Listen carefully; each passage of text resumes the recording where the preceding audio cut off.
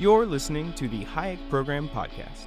This podcast includes audio from lectures, interviews, and discussions from scholars and visitors of the F.A. Hayek Program for Advanced Study in Philosophy, Politics, and Economics at the Mercatus Center at George Mason University. To learn more about the Hayek Program, visit ppe.mercatus.org. Thank you. All right, so I just wanted to start by first saying a little bit about myself and my background for those of you that I haven't gotten a chance to know yet, and hopefully if we haven't talked yet, we will be able to before the weekend's over. My background, my early background, was not in economics at all. So growing up and through college, I was primarily interested in creative writing and in playing music. So I went to music school, and I was sure that I was headed for a life of kind of literary and musical creativity was my dream. That was my great ambition. Until age 21, when I took a comparative economic systems class, and it just completely changed my entire vision of what the world was like and opened my eyes to the world kind of, well, beyond my front door, for one thing, and then also the fact that there were important underlying relationships between a lot of what happened in the world, and that there were ways that we could understand the world that had previously never occurred to me. So after that point, after taking that class, I just completely changed my ambitions.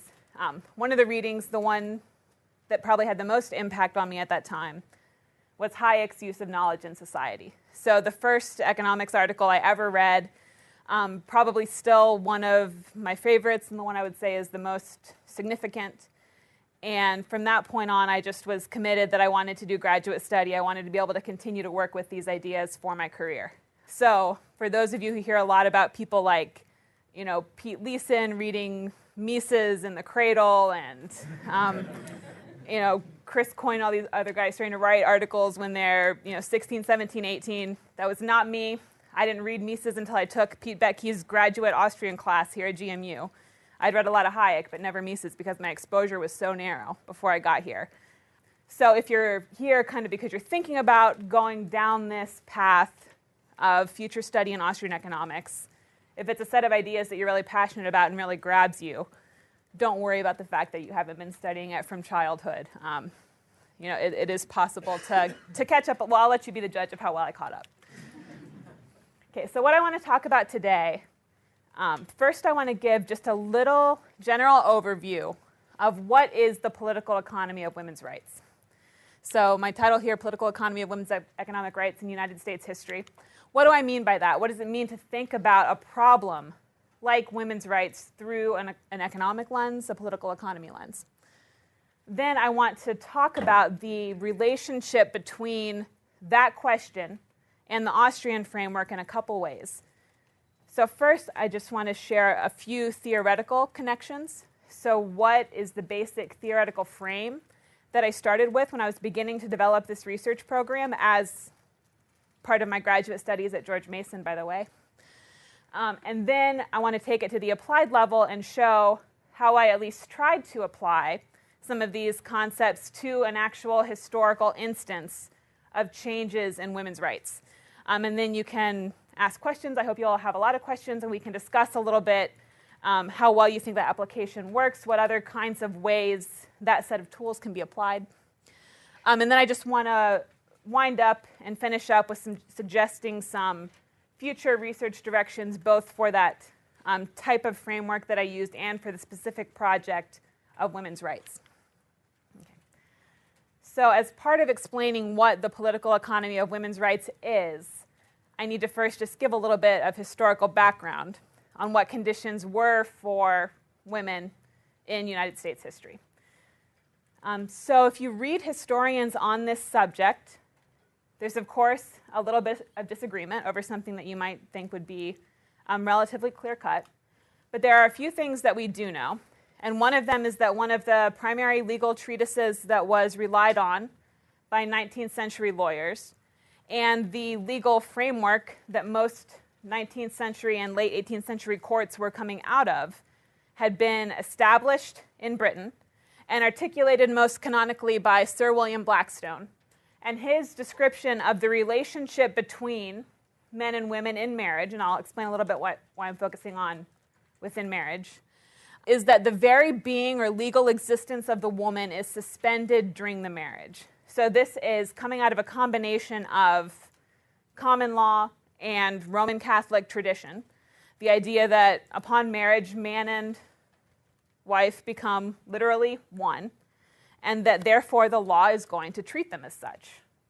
So what are some of the implications this has in terms of actual activity and decision-making on the part of people in this society? What it means is that a woman who's married can't independently own land, can't independently own a business. If she tries to make contracts for the pursuit of a particular entrepreneurial venture, her husband has the right to come along and forfeit them after the fact. So her commitments are completely incredible. She can't keep any wages that she earns because these would be considered to be actually her husband's property. Can't sign contracts that goes along with the inability to appear as a party in a court. So you can't sue or be sued for any sort of violation of contractual terms. Similarly, you can't write a will, which means that even if you were able to acquire some property, so for example, one way you might have acquired property as a woman at this time is as a widow, because you were entitled to keep a third of the land that your husband had owned after he died. And so, but this property that you were able to acquire, you couldn't pass on to your children, for example, in a legally enforceable way, because you couldn't write a will. Also, divorce is almost impossible. So if you are a man, in order to leave your wife, you have to prove that she cheated on you. If you're a woman, you have to prove that your husband abandoned you, usually for at least 7 years. So no, you have no economic rights. And you have to be left in this condition for at least 7 years before a court will even hear your petition to be able to be free of this loser. So there is a little bit of action at this time. There's a tradition called the equity court that will sometimes take appeals from people. They say, this particular situation for me is just so incredibly unjust. I can't live this way. Will you please rectify and adjust the law to modify to fit my specific circumstance? So that kind of one little caveat is the only way that a married woman at this time, which would have been nearly all women, 95% at some point in their lives would have been married. When you're looking back at the early 19th century, the decision not to get married means you're stuck in this kind of relationship with your father, or you're likely completely impoverished unless you are coming from an extraordinarily wealthy family. But so these appeals to equity courts means that if you are a wealthy woman, a relatively well-educated woman, you might get a little bit of an out. But for most of the population, they're stuck in this circumstance of trying to execute their plans and trying to manage their lives without recourse to the economic and legal rights that we normally think are important to market participation.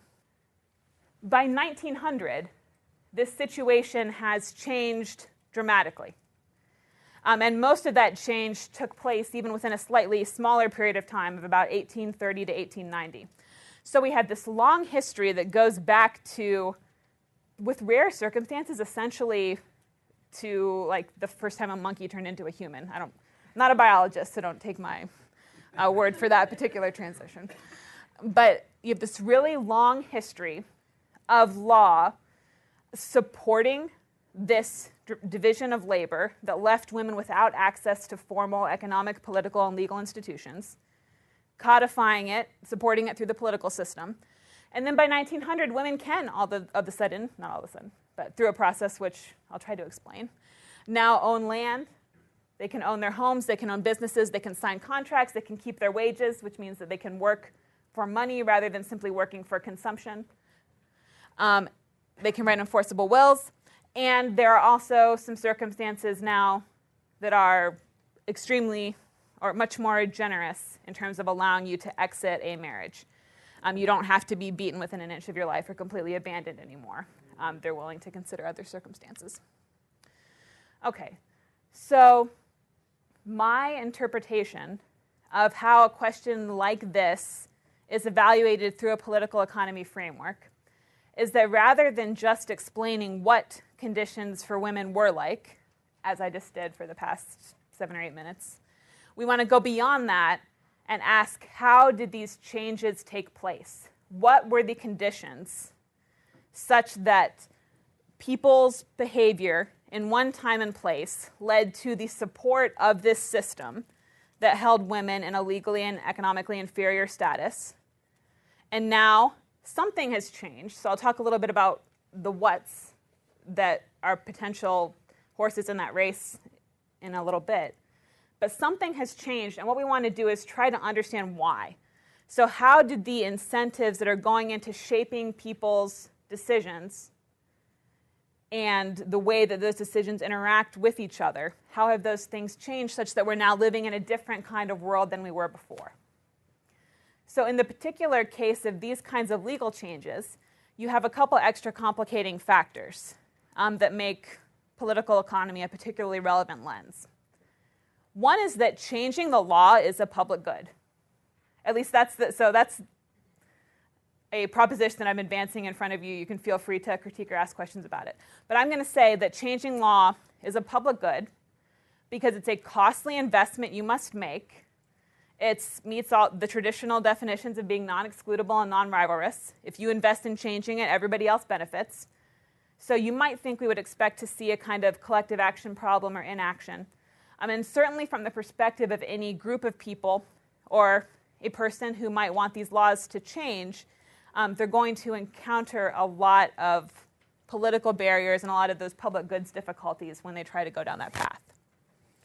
Also, when we're talking about women, there's this extra set of problems, which is that not only do we have a collective action situation, you have this collective action situation primarily affecting people who are completely left out of the traditional vehicles through which we would expect legal change to take place. So you can't vote, you can't be a politician or serve in any kind of legislative body. Again, part of the problem is that you have no access to capital. You can't own things. So you can't, or at least only with great difficulty, can you bribe people to take action on your behalf, for example. And you can't go to court, so you can't sue over the injustice of it, with the exception of those little caveats I made earlier. So the problem, and here's another political economy connection I want to draw because I think it will be of interest to a lot of people in here, is that one of the main problem that we're looking at is within this category of how does a group manage to protect itself from the tyranny of the majority within a democratic system. So I have James Madison up here in the Federalist saying essentially that we're not just concerned about the oppression of the rulers in a society, but we're also concerned about one part of a society being able to perpetrate injustices against other parts of the society. So when you have one of those groups without even representation, at least not direct representation, in the process of democratic negotiation, then you might expect this to go severely awry.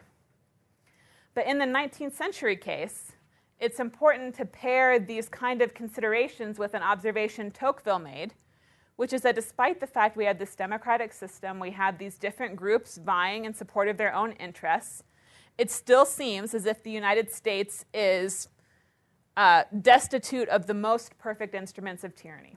So there's something in the structure or the system in the United States that has prevented things from getting as bad as they possibly could.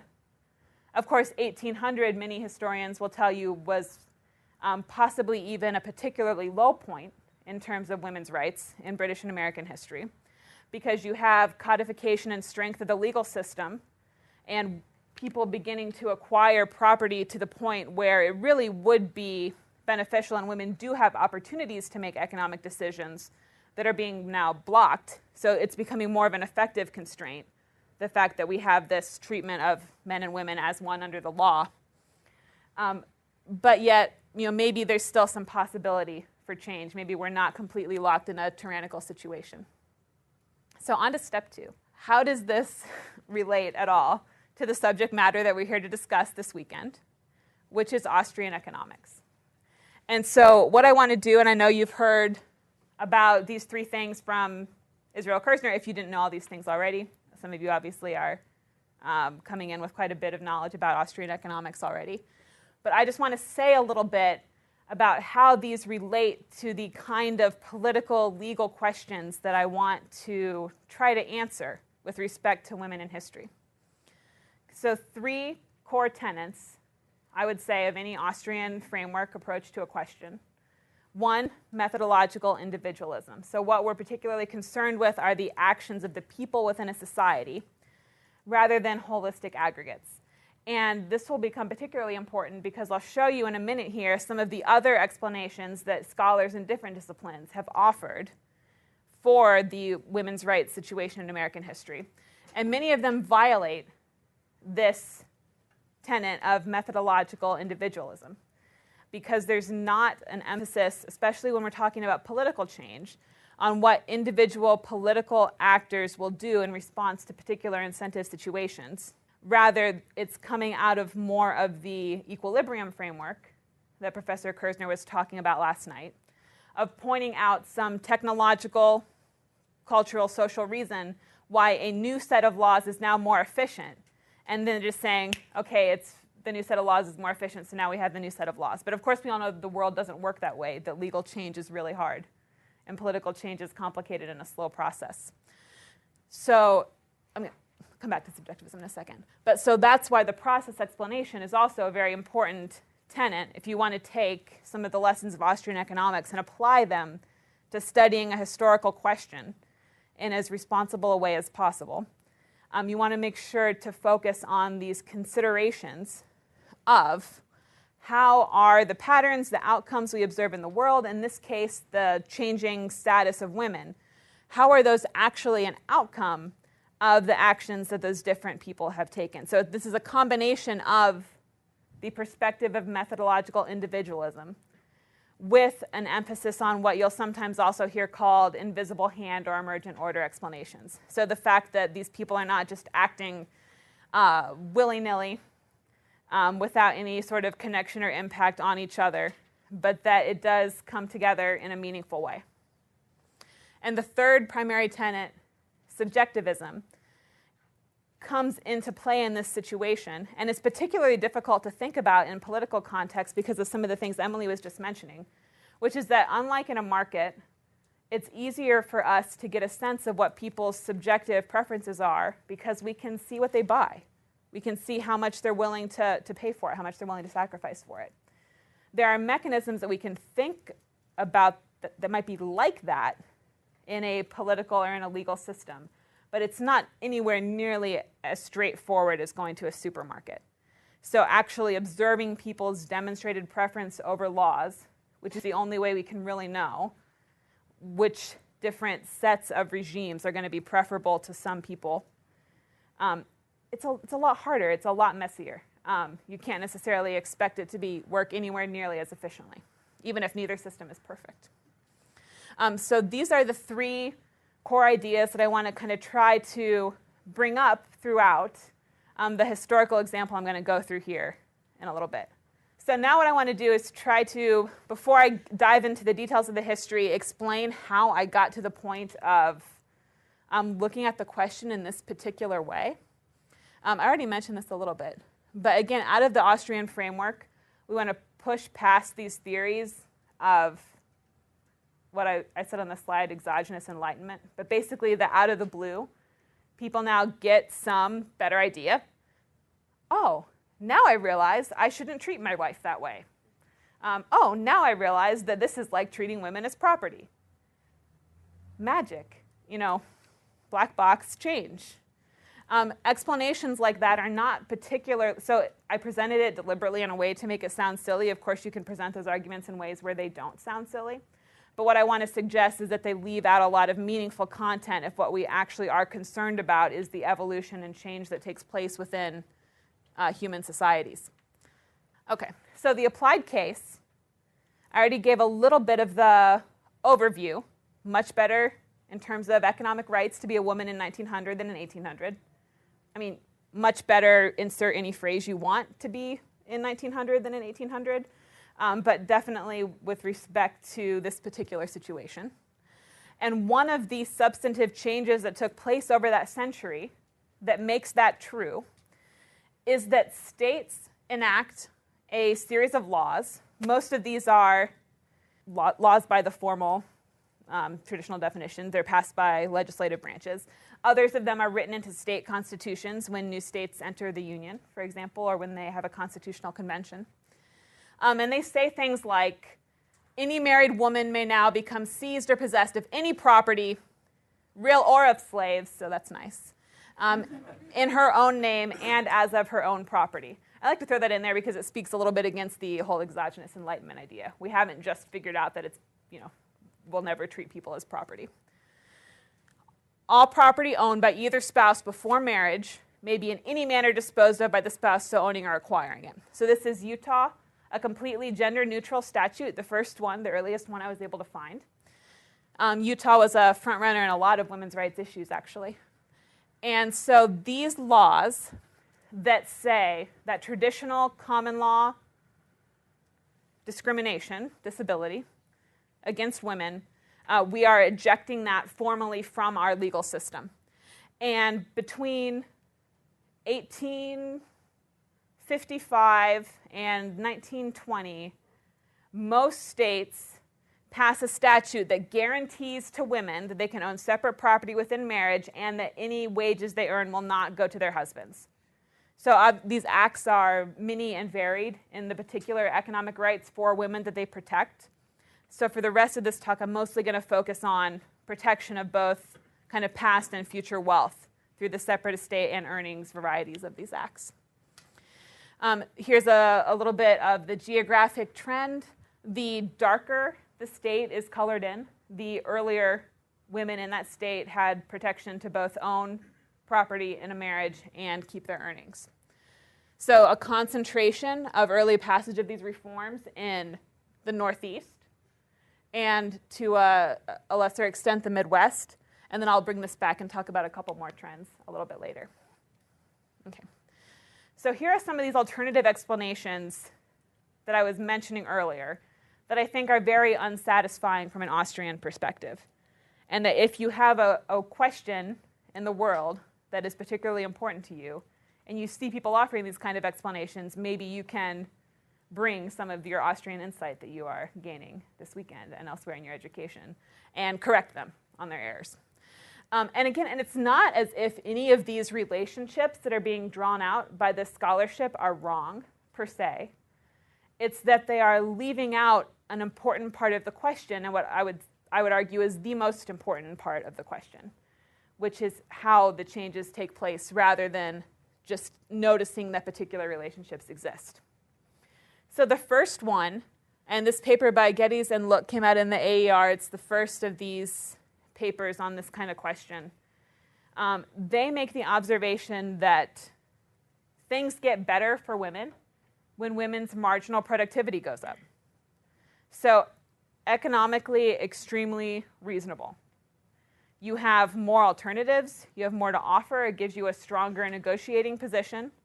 In general, when your productivity, marginal productivity goes up, we expect things to get better for you. We expect you to be able to capture more on the market. That's important. That's true. The fact that women have earning power is also an important part of the process through which this actual political change comes to be. But this particular paper just doesn't get to starting to talk about that question yet. Scarcity of women is also relevant. So when you don't have a lot of ladies around, people are nicer to the ladies. Bars know this. Hello, ladies' night. And politicians in the 19th century knew this as well. So scarcity of women is a part of my story too, but again, it's this kind of analysis here because of the way it's, and this is coming out of some of the Austrian criticisms about the way a lot of traditional statistical methods are used within economics. You can point out the fact that there's a relationship between the number of women and the passage of law, but that tells you nothing about the why and nothing about the how. So it's devoid of a lot of content. All it can do is isolate kind of particular snapshot moments in time. And even then, only to the extent that you can actually effectively measure the phenomena and the variables that are of interest in trying to look at the problem, which you have to be very suspicious about when you're thinking about something like equality. Relative scarcity of wives and daughters is one. This is an interesting one. So this says, this kind of theorizing basically says men are making the laws, so they'll decide to change them when their daughter's fate become more valuable to them than the fact that they basically get to expropriate from their wives. So would they rather protect their daughters or get everything from somebody else's daughters? And that will be the switch. And when it becomes more important to protect daughters, then it will be more efficient to have a set of laws that protects women's property. And therefore, it comes to be, again, the black box in terms of the process. Okay, so if we want to start thinking about process explanations, what motivated actual relevant political actors to make these kind of changes, I want to suggest, and so this is now, some of you who are more familiar with public choice might notice that here I'm starting to draw some connections to public choice. Austrian and public choice are two frameworks that dovetail really nicely together. There are a couple types of explanations. Buchanan called these constitutional and post-constitutional choice. The Ostroms called them constitutional and collective choice. But maybe there was a change in the way our society made laws. So that's one possibility. So if you want to use this as kind of thinking about your own research project, how you want to go, that might be somewhere you want to start. Think about whether there was any significant constitutional moment that needs to be looked at. The area I'm going to focus on, and the area that you probably see the most action when you're looking on a relatively short time frame, which I'm going to call a century at this moment. Whether that's a relatively short time frame for you or not will depend on the phenomena you're looking at. Is changes in incentives within the lawmaking process. So I'm realizing now that that's oddly phrased. But changes in the incentives that are faced by people who are actually engaged in that activity of structuring what the laws are going to be that affect women. So I'm going to set aside the constitutional stage at this point. I'm open to alternative explanations always, but as far as I know, there was no really major change in the way that law was created that occurred kind of in the middle of the 19th century in the United States that would qualify as a constitutional moment. So I think instead that we need to look at how activity kind of within that constitutional system played out. So were there changes in technology or the physical environment that altered the way legislators were going to behave? Is that why they're behaving differently in 1900 than in 1800? Were there changes in the rules that shaped how effective and how successful a politician would be? So is he more likely to become reelected? Is he more likely to capture other types of gains from his job than he was before? And is that why we see some kind of change? Or are there changes in the way that law or that the accountability of lawmakers to the population is enforced? So are there some sort of discrepancies and variations in the extent to which population in these different jurisdictions that were making law affecting women can actually kind of get the politicians to do what they want? So is that part of the difference? Okay, so technology, rules, and enforcement. And I'm putting those things out there because those are all going to be a part of my proposed explanation, which is going to focus particularly on the third of these three ways that we can think about a population holding their legislators accountable, and that is entry and exit. So constitutional constraints being the first one, a particular prohibition against a legislator or a politician acting in a particular way as written into the rules by which law is created. And again, there's a lot of debates, especially around GMU, as to how effective these things are. Are constitutional constraints the key to prosperity, or are they just completely worthless words on paper? So you can come join in that conversation if you want. Voice and activism. And this is coming straight out of Hirschman, Exit, Voice, and Loyalty. So this idea that you can also put some kind of constraint on your political leaders by maybe complaining directly to them. Maybe you are ruining their reputation by being too vocal.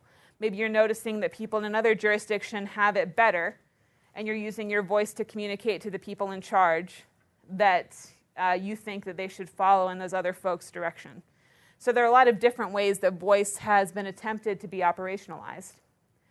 And it's tempting to say that voice was near irrelevant in the case of women in the 19th century because they couldn't vote. But that's not true. That would be a total fabrication. Despite the fact women can vote, they have had a significant impact on political participation. They were active as speakers. They, of course, maybe this is the most significant one, influenced the things that the people in their family would want. So it's an indirect vehicle for voice, but voice did matter.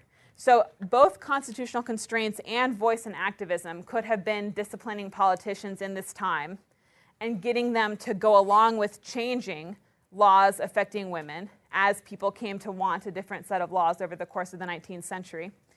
But I'm just so this is just an analytic move to be able to even plausibly make any kind of point in a reasonable period of time, which is very hard to do when you're talking about such a significant historical phenomena. I'm going to kind of bookend them and talk explicitly about the ways in which politicians might have been in competition with each other and the market for the provision of law as a public good, and just ask, are there scenarios under which it was plausible that this kind of competition actually made a difference for women living in the 19th century and for this body of law?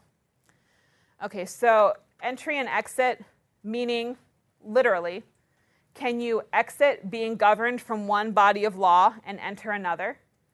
Also called interjurisdictional competition, sometimes called Tibu competition. There are different sets of conditions that have to be met depending on who you're reading.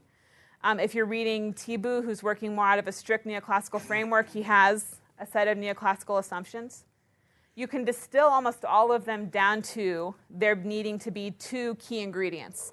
One, you have to have a demand side to the market. You have to have people who have some knowledge that they do have a choice over the laws that are going to govern their lives. And they have some ability to move to take advantage of superior situations when they present themselves. You also need to have a supply side of the market. So if, for example, this set of married women's property law had been established at the federal level, so if states had no authority governing marriage law, then there's no potential, at least within the United States, for people to directly opt in or out of one set of the laws or the other. So we could not possibly observe them moving or demonstrating a preference for one set of laws over another.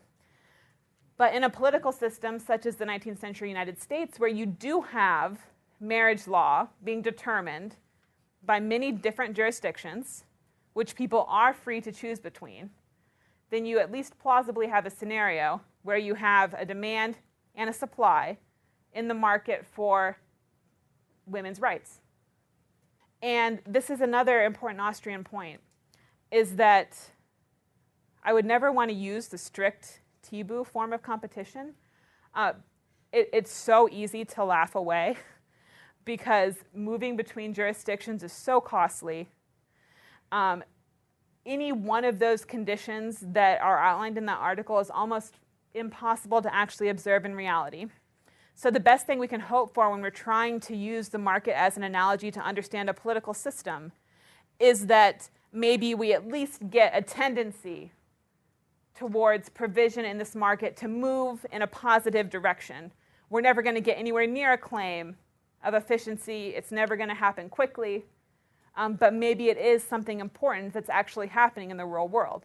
And again, so I'm coming from the perspective that the exercise that we're engaged in as social scientists is trying to actually figure out something and learn something about the world that's going on around us. I would not have written this kind of paper if my goal, by the way, was to maximize professional success exclusively. There are some, and the reason for that is that this is a big enough question, a complicated enough problem, that you're never going to wrap it up in a clean, neat, kind of uncritiquable little bundle that you can put under the Christmas tree. There's always going to be room to critique. There's always going to be kind of new insights to bring to this kind of question. But the challenge, the reason why I came to GMU in the first place, the reason why I want to still be a scholar here is the freedom to look at a kind of question, even if it can't be kind of bundled in that neat way. Okay. So the way that I wanted to look and see whether or not this kind of political competition was relevant, whether it did have an impact on laws affecting women's rights, is to actually look at a few things that then should be true if jurisdictional competition was relevant, go to the historical record, and see, do we actually observe them? Did we see those things happening in American history? So the first is, if there was some kind of political competition that legislators were taking account of and adjusting their behavior in response to, then we should see reform in property law when women start moving around more. So one of the first and most significant changes that allowed women to move between jurisdictions more was the opening of the factory system in the Northeast and the early stages of the Industrial Revolution. Second, when it becomes less costly for unmarried women to move, when it becomes cheaper to actually physically move. So not just is it easier for you to live, do you have more choices of places where you can live, can you actually cheaply get there?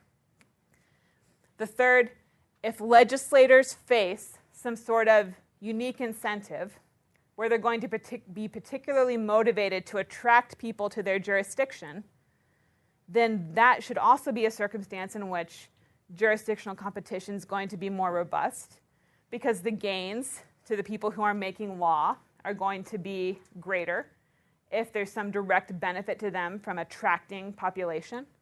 And so we should see reform happen more where those incentives exist. Okay. So going to the historical record, first, what happens when it becomes easier for women to support themselves away from home? Okay, so before Industrial Revolution, and the first major phase of industrialization was in the manufacture of textiles. So for a long time, this is how cloth was made. Two people, maybe one person or a small group, sitting alone in a house, a cottage industry, you may have heard the term, that's directly where it comes from, and taking wool and through a very slow and painstaking process, using a hand loom to eventually transform that into a piece of cloth. After the Industrial Revolution, meaning the development of some sort of mechanical power source, the earliest ones being steam and water, and connecting those to actual machinery that enabled people to execute much more work and produce much more cloth in the same period of time than they ever could on their own. Cloth becomes produced this way. So here you might have a woman running anywhere between 4 and 16 of these looms on their own, depending on the particular factory and the way it's constructed. So instead of one hand loom operating multiple times more in terms of these large-scale products. And what happens is that now women have all these choices of places to live because these factories are popping up all over the northeastern United States, and they can actually go and live there. They have a way to leave home that doesn't require marriage. They have a way to acquire wealth on their own, really for the first time. And so in the Northeast, which is where the factory system takes off, it's the most populated area. The South is also well populated, but driven, of course, at this time by the slave economy instead of by an industrial economy. So in the Northeast is where it's most likely for a woman to be supporting herself, earning money on her own. And these women actually were earning enough that they were sending money home to be able to send their brothers to school, for example, or to support their families. So it is significant. And these numbers here are with respect to the entire female population. So in the Northeast in 1830, you have, for example, by this chart, about 11% of women working for wages, which is remarkable when you think about almost no women working for wages prior to this.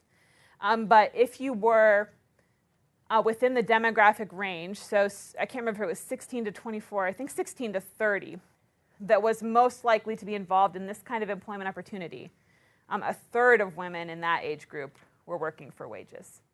So among unmarried women, so single women who have yet to enter marriage contracts, but many of whom will enter those arrangements after leaving work in this factory system. They are earning substantial amounts of money. These women come away with hundreds or even thousands of dollars in their bank account, equivalent of maybe somewhere between $10,000 and $20,000 in savings today after 5 years of work. Pretty significant. And we see these women renting their own apartments, buying pianos. So this is not, working for pennies. This is not inconsequential. We're talking about real economic independence for women in a way that had not been really conceivable prior to the Industrial Revolution. Okay. But what we're looking at here is how likely do we think it is that women were making an active choice with respect to what kind of set of laws they wanted to live under, where they wanted to live.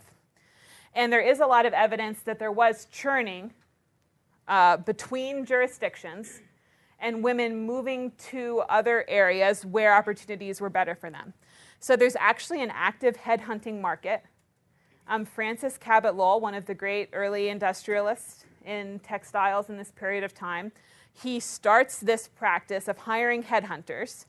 And this headhunter's job is to go around to all of the farming communities in the Northeast and convince women and their parents that this is not some kind of front for illicit activity, that they will be safe, that it's something that will be a benefit to them. And so in addition to sending out these headhunters, they establish practices at the mill that the headhunters can use to pitch to women that this is a good place to live. So it's not just the high wages. They also offer classes.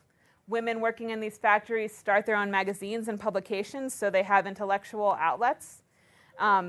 They have opportunity to attend church services. They have kind of like den mothers who live in these dormitories. This is especially in the early factories. So my point is that the industrialists really go to a lot of effort, especially early on before maybe knowledge about these opportunities has really fully integrated into women's choice sets. They're doing a lot to let them know that this opportunity exists and to make it attractive to them. So they are actively working to lure people to alternative jurisdictions.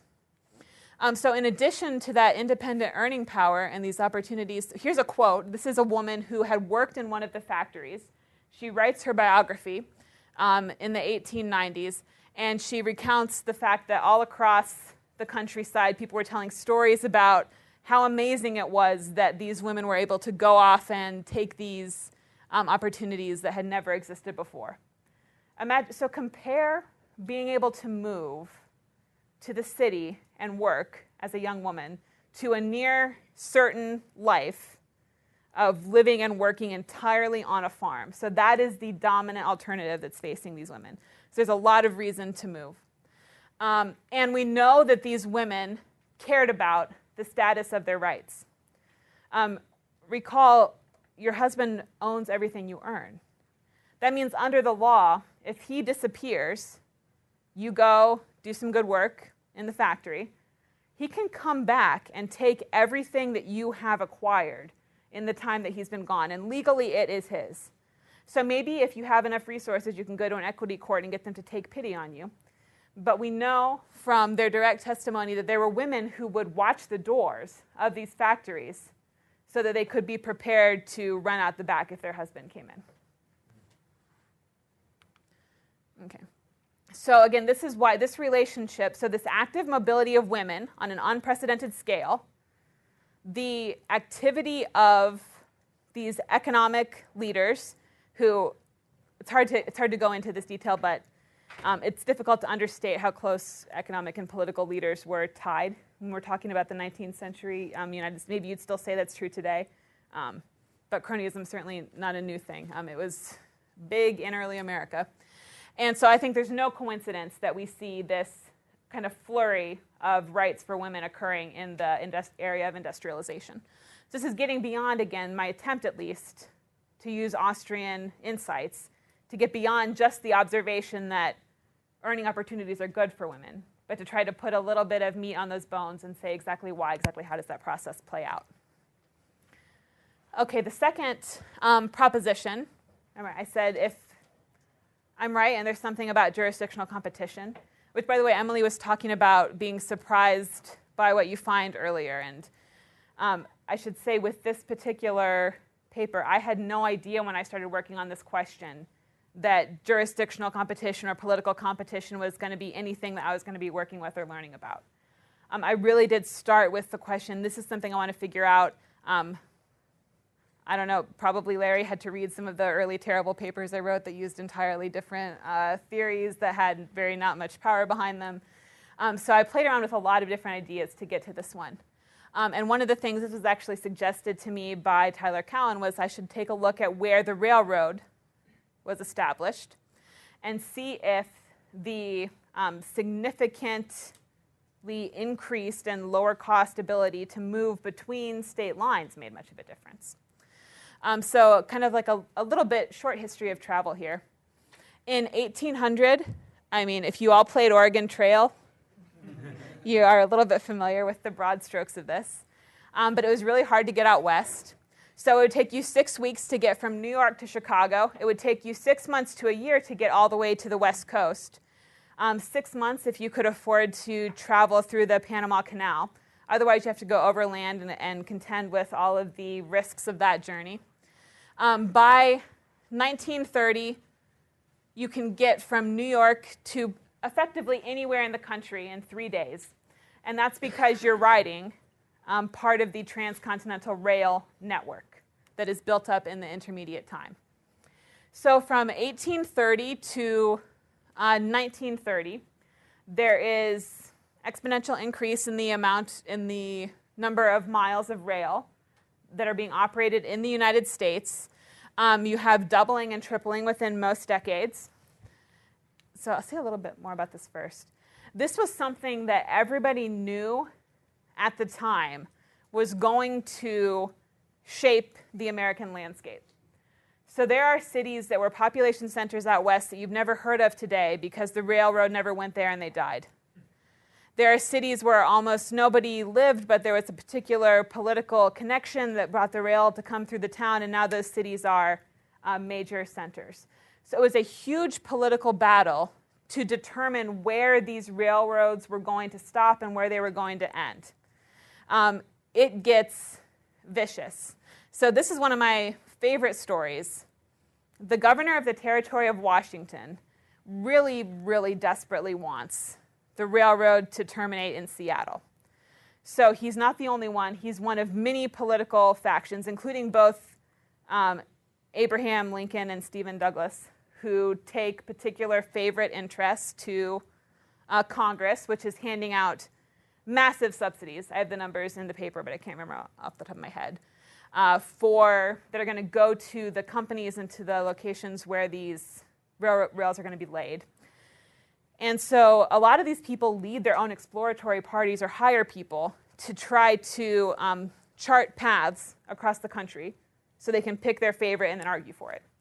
So if you're trying to end in Seattle and you're trying to get there from Chicago or Omaha, what you're looking at is going across the northern end of the Rocky Mountains.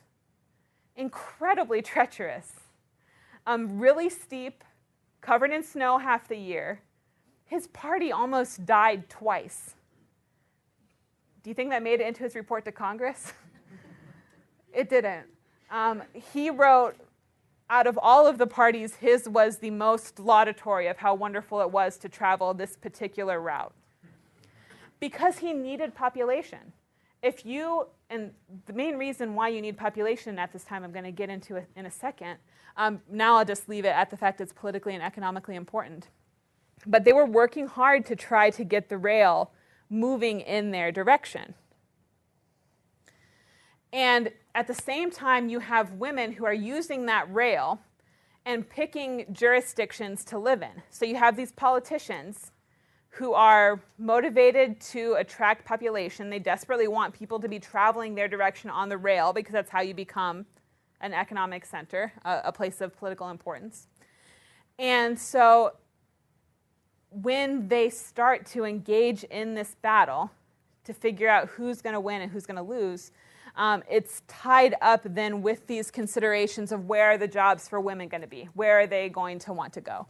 And we do see single women who travel west. You can earn a lot more as a teacher out in the west. Maybe you can learn more too, I don't know, but you can definitely earn more out west than out east at this time. So there's higher salaries in a lot of ways. And again, it's kind of similar to what happens in the industrial Northeast of these new opportunities for single women that hadn't existed before. And again, I'm going to put a little bit of more meat on the why they wanted population so bad bones in just a second. But I just want to note, if we look at where these laws were enacted, again, I don't think it's a coincidence that the places it was easier to get to, where politicians stood to be affected more by entry and exit, because it's lower cost to get in and out. That means higher benefit to you of leaving if you're unhappy or going somewhere else if you're going to be happier there.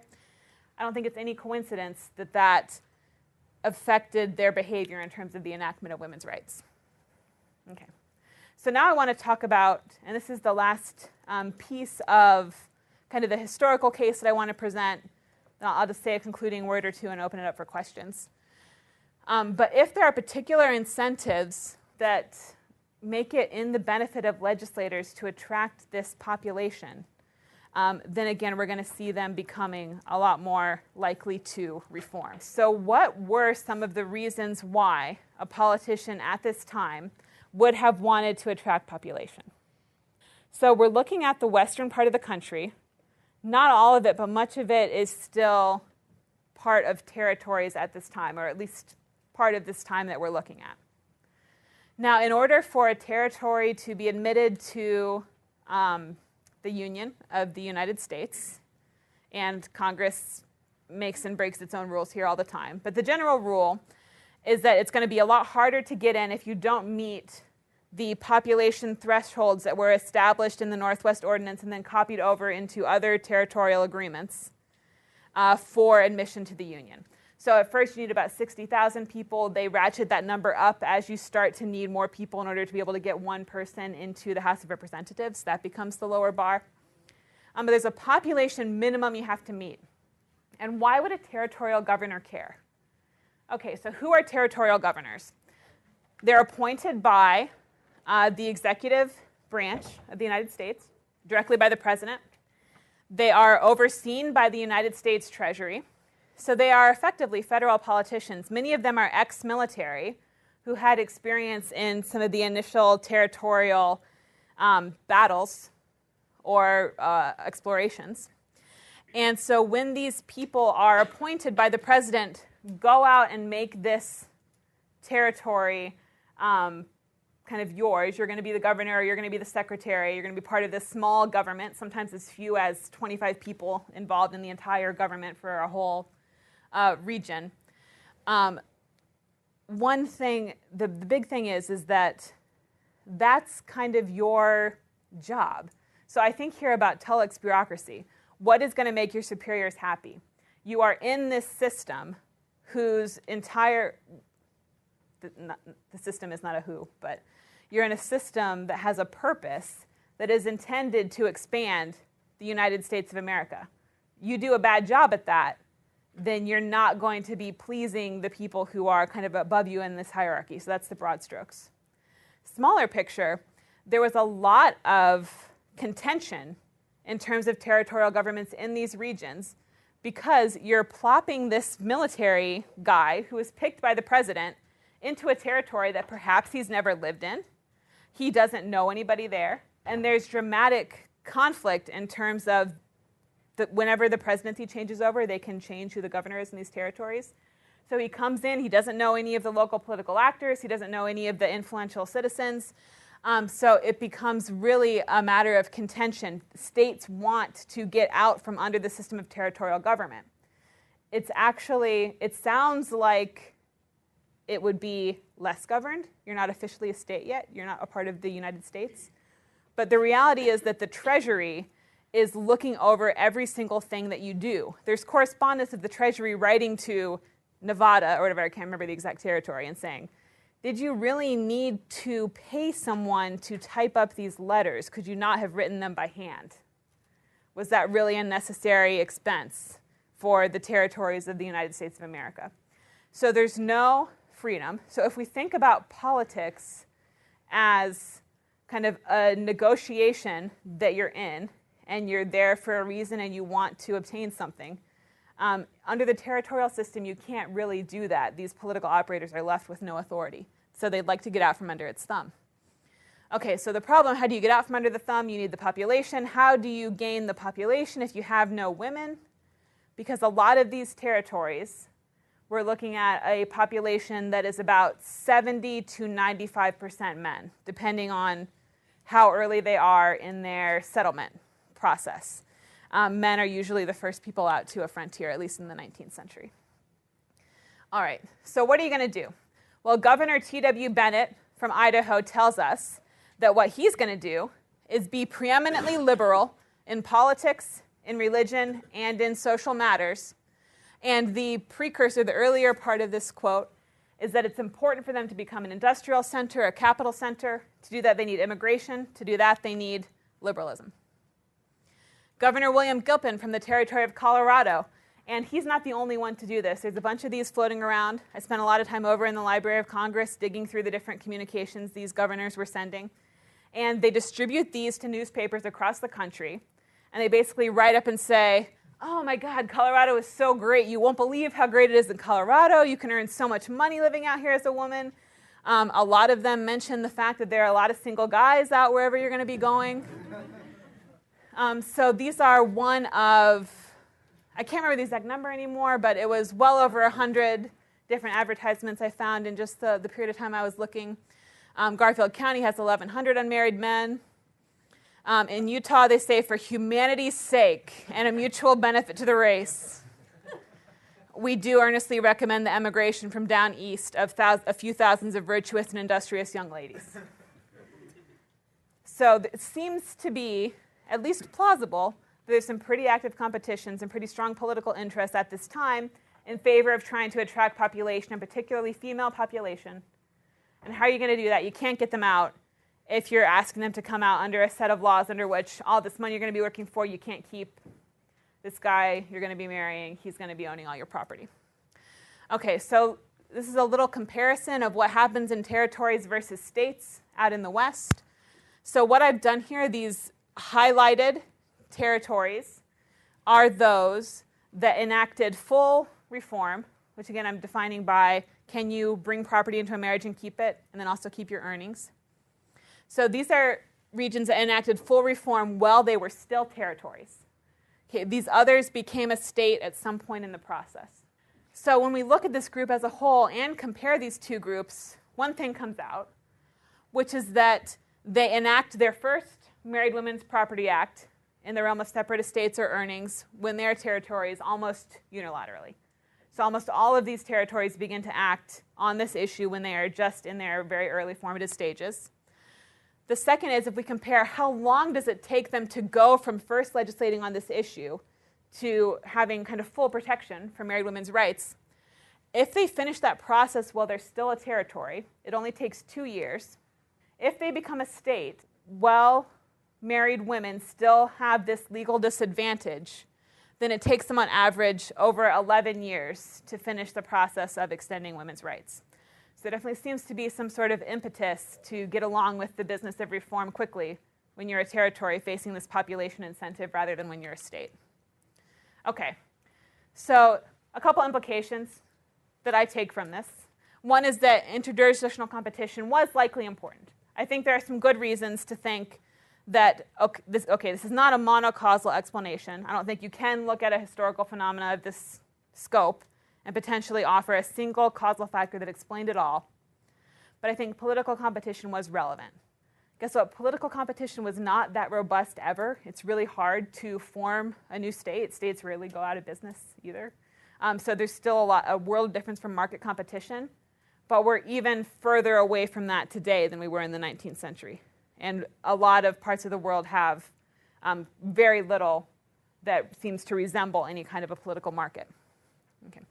Second thing, not a surprise probably to anybody in this room, the incentives under which politicians operate matter. I'm not even going to say anything more about that. Okay, and then the third one, and a big theme of the weekend we're here to talk about, is that process considerations are an important part of understanding political and social change. So if you stop with the literature that I had presented as being pre-existing at the beginning, there is a lot that we would have not been able to even talk about or bring to the front of the conversation about how these dynamics actually played out in practice. And I think there's a lot more to be done here. So we can extend application of this kind of research to other bodies of law that impacted women. I'm already doing some of that. Other groups of people, other parts of the world. What are the particular incentives facing the politicians that are creating laws that govern women in India or in Islamic parts of the world? Why is that situation the way it is? We can expand on what I've done to try to look at the dynamics of political competition by looking more closely at this discovery process aspect. Why is it that laws took exactly this form?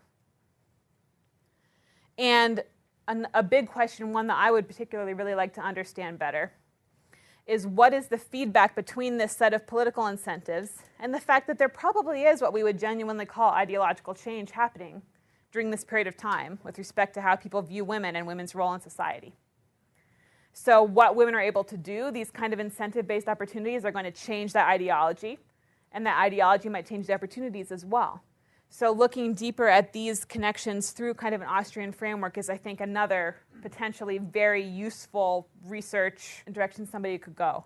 So I'm happy to answer any questions that you might have about it now. I'm happy to keep talking about it through the rest of the weekend, and thank you so much for your attention.